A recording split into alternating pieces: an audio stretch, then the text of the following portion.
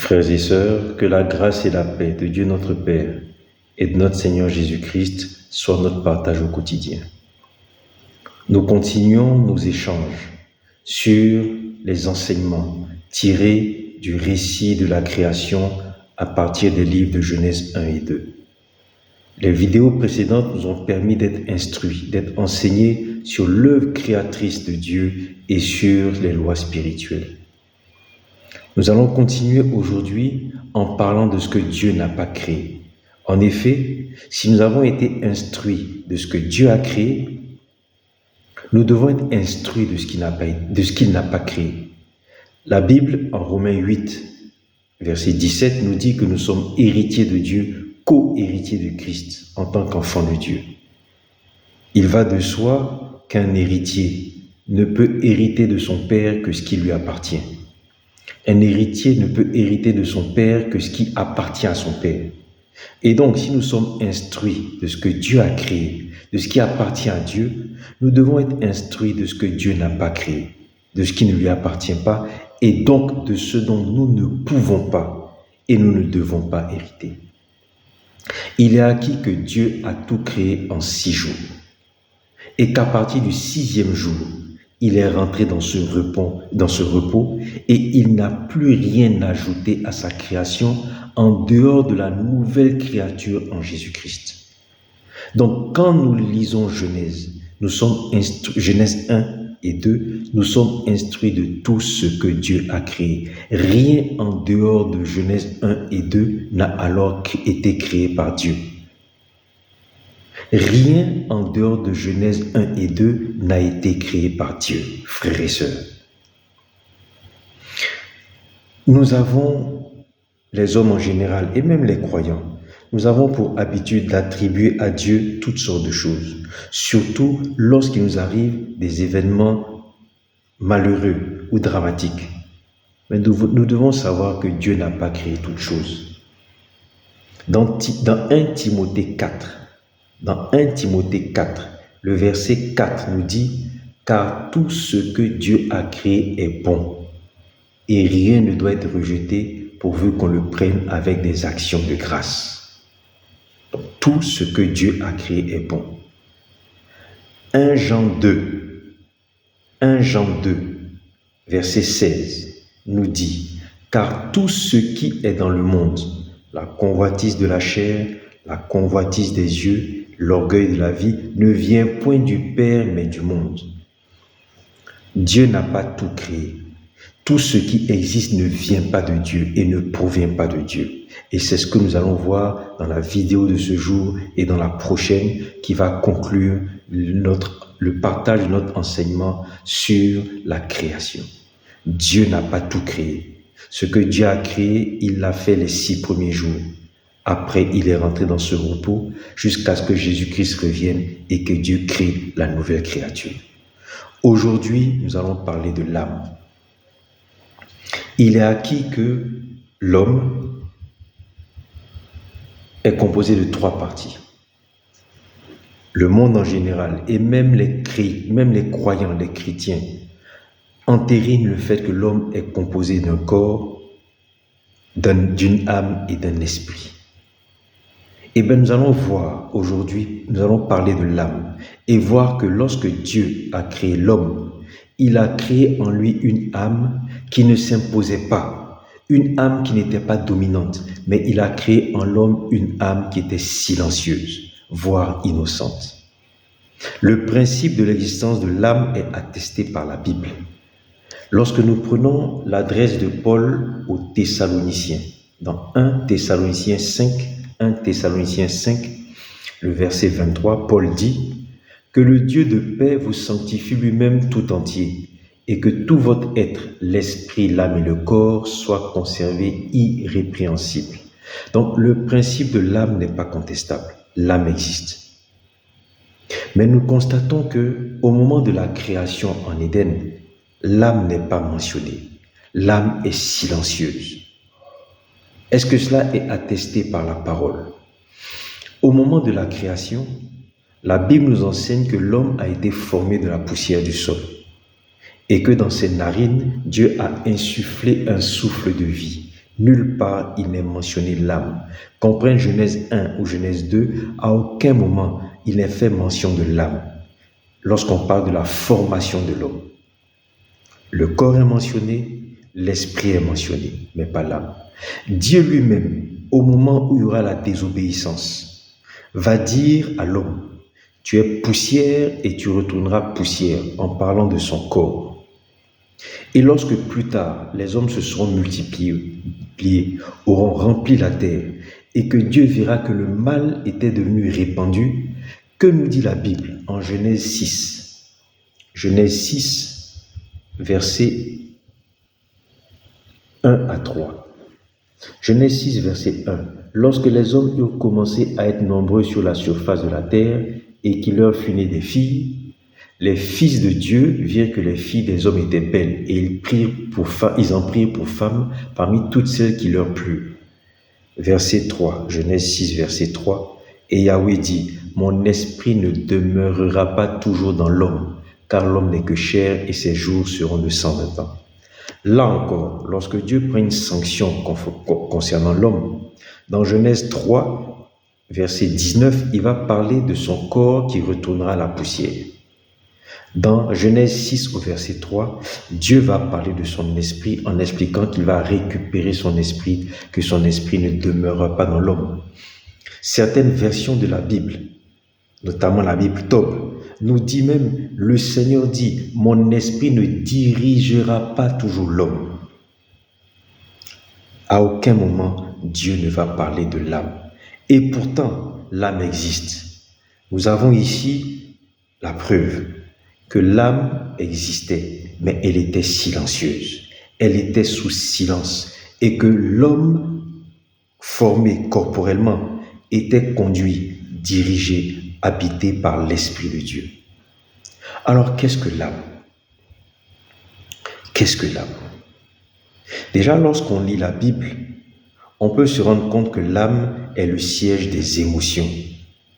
Il faut savoir d'ailleurs que l'âme, dans la Bible, dans l'Ancien Testament, est évoquée en gros autour de 160 fois. Mais que les premières mentions de l'âme vont apparaître notamment en Genèse 19, lorsqu'on va parler de la destruction de Sodome et Gomorrhe avec Lot. L'âme va être évoquée à nouveau dans Genèse 29, lorsque Isaac, voulant bénir son fils aîné, Ésaü, va lui demander de lui préparer un repas. Donc nous voyons que par rapport à la Genèse 1 et 2, au moment de la création, ce n'est que bien plus tard que l'âme va commencer à être évoquée. Et l'âme est le siège de l'émotion. Il y a plus de 160 évocations de l'âme dans l'Ancien Testament. Nous ne pouvons pas tous les lire. Mais dans le Nouveau Testament, nous allons lire un passage fondamental qui révèle que l'âme est effectivement le siège des émotions. Dans Jean 12, lorsque Jésus s'apprête à aller souffrir sa passion, qu'est-ce que Jésus nous dit? Jean 12, versets 27 et 28. Maintenant mon âme est troublée. Et que dirais-je? Père, délivre-moi de cette heure. Mais c'est pour cela que je suis venu à cette heure. Jésus dit, mon âme est troublée. Ce passage est symbolique de ce que l'âme est le siège des émotions. Lorsque l'on lit la définition de l'âme dans le dictionnaire, notamment le dictionnaire Roubert, on nous dit que l'âme est le principe de vie, de mouvement et de pensée de l'homme. Il est différent de l'esprit. L'âme, c'est le principe spirituel de l'être humain, conçu dans la religion comme séparé du corps. L'âme est le principe de la sensibilité et de la santé. La Bible nous explique ici que l'âme est le principe, pas la Bible, le dictionnaire plutôt, nous explique que l'âme est le principe de la vie, le principe spirituel de l'être humain. Et là, nous voyons une grande contradiction. Selon la Bible, le principe de la vie est le souffle de vie, l'Esprit de Dieu. Le souffle de vie, l'Esprit de Dieu.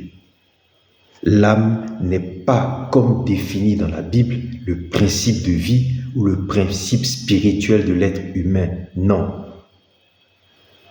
Que l'âme soit le principe de la sensibilité et de la santé, peut-être.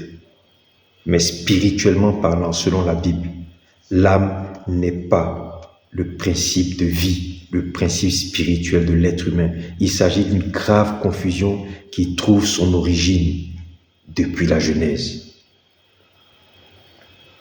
L'âme est donc le siège de l'émotion, le siège des sentiments, le siège de la volonté.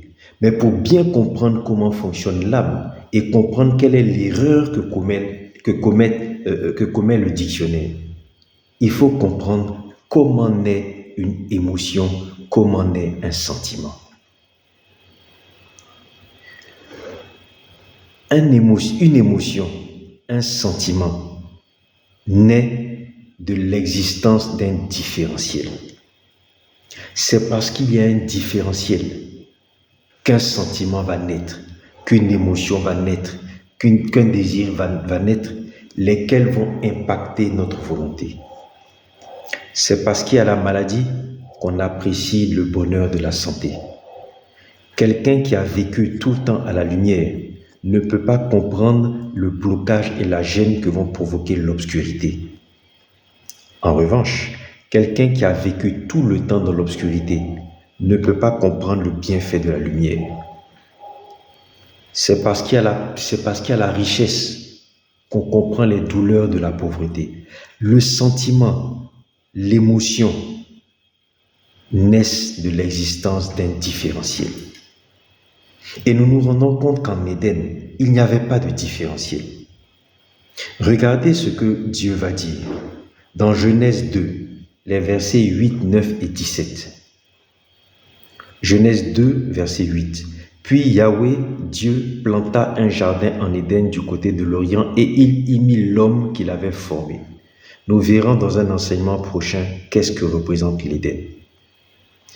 Verset 9. Yahweh Dieu fit pousser du sol toute espèce d'arbre agréable à voir et bon à manger, et l'arbre de la vie au milieu du jardin, et l'arbre de la connaissance du bien et du mal. Et Dieu dit, tu peux manger de tous les arbres du jardin, mais tu ne mangeras pas de l'arbre de la connaissance du bien et du mal, car le jour où tu en mangeras, tu mourras certainement. La connaissance du bien et du mal. Le fruit de l'arbre de la connaissance du bien et du mal engendre deux différentiels qui vont réveiller l'âme de l'homme lorsqu'Adam va désobéir. Dieu dit, si tu manges du fruit de cet arbre, tu mourras. Si tu manges de l'arbre de la connaissance du bien et du mal, tu mourras. Ça veut donc dire qu'il n'avait pas l'existence de la connaissance du bien et du mal en Éden. Connaître le bien et le mal, c'est induire un différentiel. Or, nous avons vu que le différentiel est la source, l'aliment principal de l'âme. Donc, la connaissance du bien et du mal introduit un différentiel. Mais ce qu'il faut savoir, c'est que connaître le bien n'est pas connaître Dieu. Connaître le bien n'est pas connaître Dieu. La volonté de Dieu n'est pas le bien. Romains 12, verset 2 nous dit, « Ne vous conformez pas au siècle présent, mais soyez transformés par le renouvellement de l'intelligence afin que vous discerniez quelle est la volonté de Dieu, ce qui est bon, agréable et parfait. » En Éden, Adam évoluait dans un environnement où était le bon, l'agréable et le parfait, c'est-à-dire la volonté parfaite de Dieu. Adam n'évoluait pas dans le bien. Il évoluait dans la volonté de Dieu, dans toute la création de Dieu, issue de sa volonté. Et il sera important qu'on comprenne ce que représente Éden et les fameux arbres dont on parle.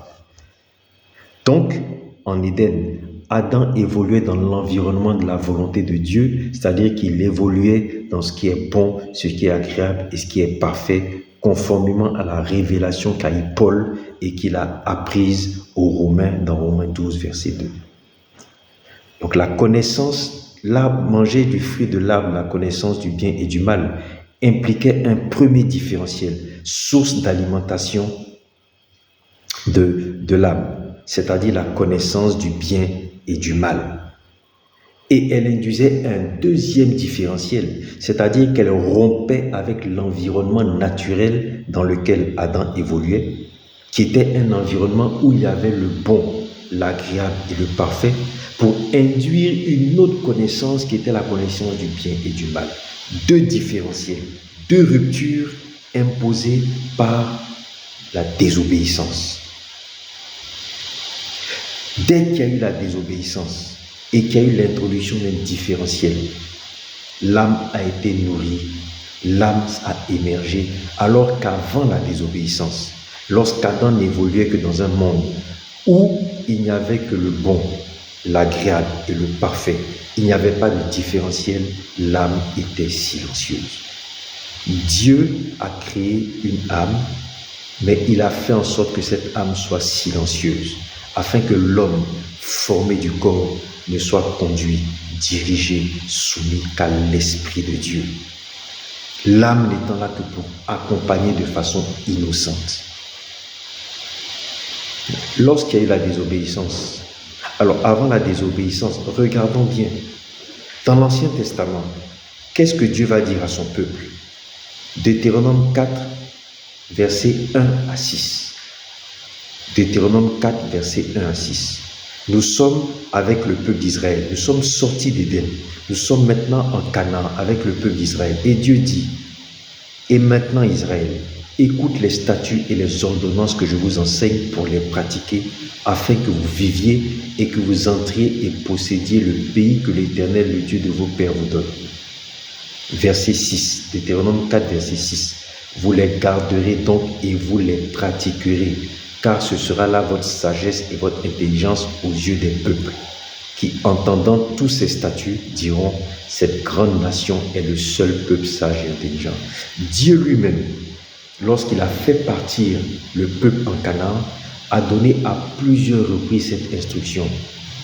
Observez et pratiquez mes commandements. Pourquoi?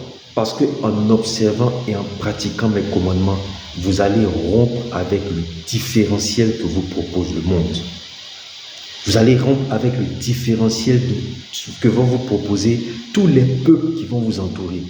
N'ayant pas de différentiel, vous n'aurez pas de convoitise. Vous n'aurez pas d'éléments de comparaison. Vous n'aurez pas à chercher entre le bien et le mal. Vous n'aurez pas de différentiel. Votre âme ne sera pas nourrie et ne va pas nourrir des sentiments et des émotions dont on va voir qu'ils sont très dangereux. Dans le livre de Jean, 1 Jean 2, versets 15 à 16, Jean nous dit, « N'aimez point le monde ni les choses qui sont dans le monde. Si quelqu'un aime le monde, l'amour du Père n'est point en lui. » Jean nous dit, détachons-nous des alternatives et des différentiels que nous propose le monde. Parce que le différentiel nourrit le sentiment et le sentiment nourrit l'âme. Le différentiel nourrit la convoitise. C'est parce que j'ai vu que mon voisin a une voiture plus belle que moi que je vais convoiter. Or, nous avons vu, Jacques nous dit que la convoitise est très dangereuse. Nous le verrons tout à l'heure. Donc, Dieu, à son peuple, va dire, pratiquez mes commandements, observez-les, afin de ne pas être confronté aux différentiels que vous propose le monde. Cette même loi, cette même vérité est reprise par Jean dans 1 Jean 2 au verset 15. Il dit, n'aimez point le monde ni les choses qui sont dans le monde. Détachez-vous de ces choses. Les alternatives que vous propose le monde engendrent des différentiels. Et c'est là, frères et sœurs, où il est important de comprendre pourquoi l'âme doit être silencieuse. Parce que c'est par là que Satan est passé pour détruire ce que Dieu avait accompli. Satan plutôt, en Éden, a introduit un différentiel qui était une arme de destruction massive et qui a détruit ce que Dieu a accompli. Genèse 3, versets 4 à 7. Genèse 3, versets 4 à 7.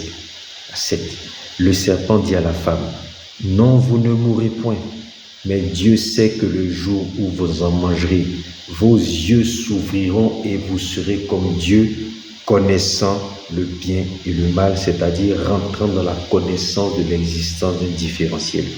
Aussitôt que la femme a eu conscience du différentiel, la Bible nous dit quoi? La femme vit que le fruit de l'arbre était bon à manger, agréable à la vue, désirable pour acquérir l'intelligence.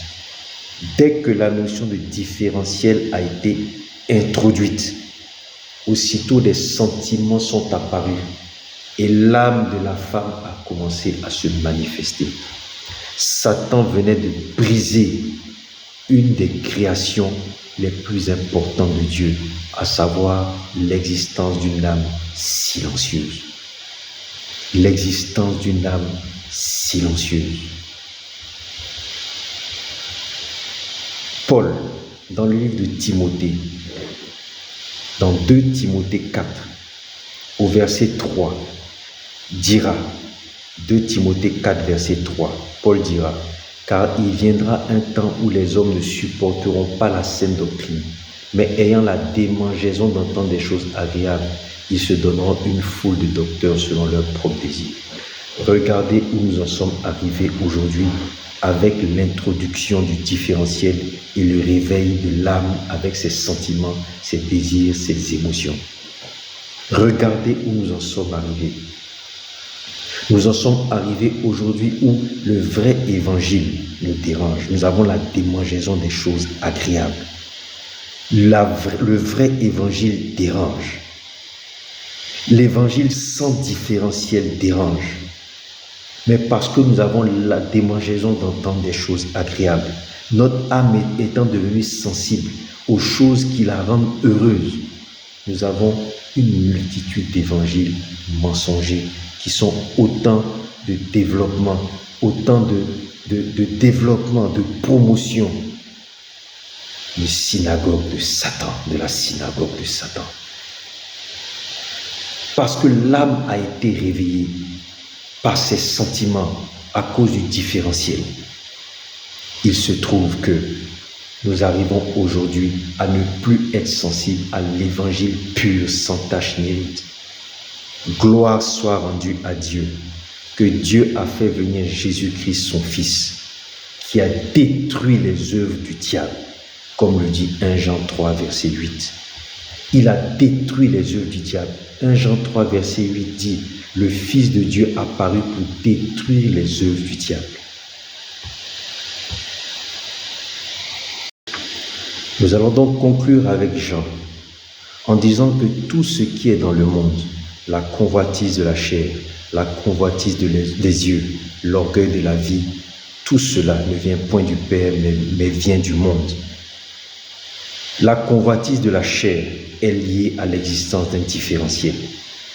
La convoitise des yeux est liée à l'existence de différentiel. L'orgueil de la vie est lié à l'existence de différentiel. Satan, dans Genèse 3 en Éden, a amené la désobéissance en introduisant un différentiel. Jésus-Christ apparu pour détruire les œuvres du diable. Que par sa grâce, que par Jésus-Christ confessé dans nos vies, nos âmes soient ramenées au silence et que son esprit seul nous dirige et nous guide. Confessons Jésus-Christ dans nos vies afin de marcher conduit par l'Esprit de Dieu et que l'âme se taise. Que la grâce et la paix de Dieu notre Père et de notre Seigneur Jésus-Christ soient notre partage au quotidien.